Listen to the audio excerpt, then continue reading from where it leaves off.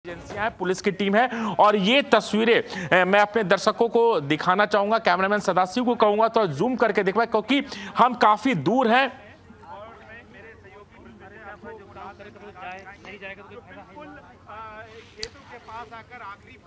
আমাদের প্রতিনিধি রাজু রাজ এই মুহূর্তে যে গাড়িটির ছবি দেখাচ্ছেন সেই গাড়িটিকে আপনারা দেখলে বুঝতে পারবেন এই সেই লাল গাড়ি, যে লাল গাড়ি ওই ঘাতক i20 গাড়িটির সঙ্গে দেখা গিয়েছিল এবং এই ফোর্ড লাল গাড়িটিকে উদ্ধার করেছে তদন্তকারী অফিসাররা এবং যেটা দেখা যাচ্ছে যে এই লাল গাড়িটি উল্টে পড়ে রয়েছে এবং এই লাল গাড়িটিকে দেখা গিয়েছিল সন্দেহজনক ঘোরাফেরা করতে।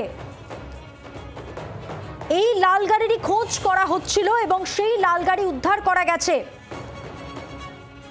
ফরিদাবাদের আশেপাশেই এই গাড়িটিকে দেখা গিয়েছিল।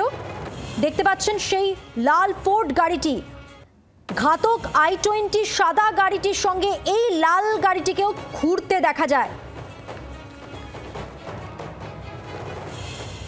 কথা বলবো, আমাদের সঙ্গে টেলিফোন লাইনে রয়েছেন আমাদের প্রতিনিধি রাজীব চক্রবর্তী। রাজীব, তুমি যেমনটা বলছিলে, দেখো এই যে লাল রঙের ইকো স্পোর্টস গাড়িটি, এই লাল রঙের ইকো স্পোর্টস গাড়িটি কিন্তু এখানে সন্দেহের আরেকটি কারণ হয়ে দাঁড়িয়েছে। তার কারণ এই গাড়িটির সঙ্গে সরাসরি যোগ রয়েছে এই চিকিৎসক যারা জঙ্গি তাদের। কারণ এই যে i20 গাড়িটিতে বিস্ফোরণ ঘটানো হয়েছে তার সঙ্গে সম্পর্ক রয়েছে এই গাড়িটির। এই লাল রঙের গাড়িটিকে কালকে রাতেই ফরিদাবাদ পুলিশ আটক করেছে এবং ফরিদাবাদ পুলিশ গাড়িটিকে আটক করে গাড়িটিকে একটা জায়গায় রাখা হয়েছে এবং সেটিকে কর্ডন করে রাখা হয়েছে। ফরিদাবাদের এই গ্রামে, অর্থাৎ যেখানে আলফালা ইউনিভার্সিটি তার ঠিক পাশেই এই গ্রাম এবং এই গ্রামেও একটি এই লাল রঙের গাড়িটি এবং গাড়িটিতে ঘিরে বেশ কিছু রহস্য দাঁড়া বাঁধছে। মনে করা হচ্ছে যে এই গাড়িটিও কিন্তু জঙ্গি কার্যকলাপে ব্যবহার করা হয়েছে এবং সেই কারণেই এই গাড়িটিকে আটক করা হয়েছে এবং এখনো পর্যন্ত তদন্তের স্বার্থে এই গাড়িটির বিস্তারিত তথ্য, অর্থাৎ কি কারণে এই গাড়িটিকে আটক করা হয়েছে, তাতে বিস্ফোরক রয়েছে কিনা এবং এই সম্পর্কিত বিশদ তথ্য কিন্তু তদন্তকারী আধিকারিকরা প্রকাশ্যে আনতে চাইছেন না।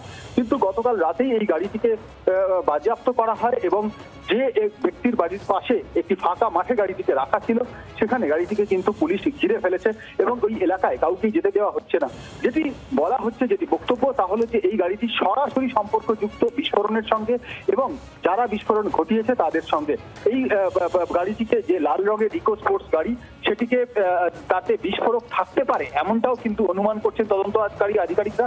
ঠিক সেই কারণেই এই গাড়িটিকে এখনো পর্যন্ত কাউকে ছুঁতে পর্যন্ত দেওয়া হয়নি। একটা বিষয় রাজীব জানতে চাইবো যে বিস্ফোরণের আগে i20 গাড়িটির সঙ্গে কি এই গাড়িটি পার্কিং লটে ছিল কোনোভাবে? দেখো এখনো পর্যন্ত তার প্রমাণ মেলেনি যে এই গাড়িটিও পার্কিং লটে গিয়েছিল, কিন্তু এরকম সংযোগ থাকতে পারে। সিসিটিভি ফুটেজ খতিয়ে দেখা হচ্ছে এবং এই লাল রঙের ইকো স্পোর্টস গাড়িটি, যেটি তার মালিকের সন্ধান চলছে এবং এক্ষেত্রে যে বিষয়গুলি উঠে আসছে তা হলো যে এই বেশ কয়েকটি গাড়ি, বেশ কয়েকটি ব্যক্তিকে ব্যবহার করা হয়েছে এক্ষেত্রে, এই বিস্ফোরণের ক্ষেত্রে, যারা সম্ভবত কিছুই জানতেন না। সেক্ষেত্রে এই গাড়িটির ভূমিকা কি ছিল, এই গাড়িটি কার এবং তার কতবার হাত বদল হয়েছে, পুরো বিষয়টিতে নিয়ে কিন্তু তদন্ত শুরু হয়েছে এবং এই তদন্তে বেশ কয়েকজনকে আটক করা হয়েছে বলেও আমরা জানতে পারছি। গতকাল রাতে এই গাড়িটির সন্ধান মেলে এবং একটি গ্রামে, যে গ্রামের আমরা ছবি দেখাচ্ছি, এই গ্রামে অর্থাৎ আলফালা ইউনিভার্সিটি থেকে আরো কিছুটা দূরে একটি গ্রামে পরিত্যক্ত জায়গায়, ফাঁকা জায়গায় এই গাড়িটি রাখা রয়েছে, একটি বাড়ির পাশে ফাঁকা জায়গায়।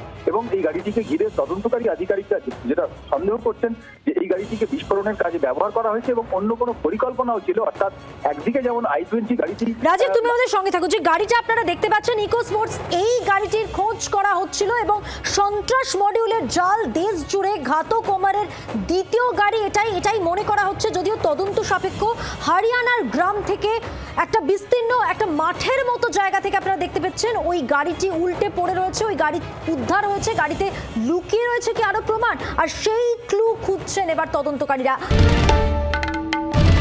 বাংলার আওয়াজ, বাঙালির আবেগ, জি 24 ঘন্টা।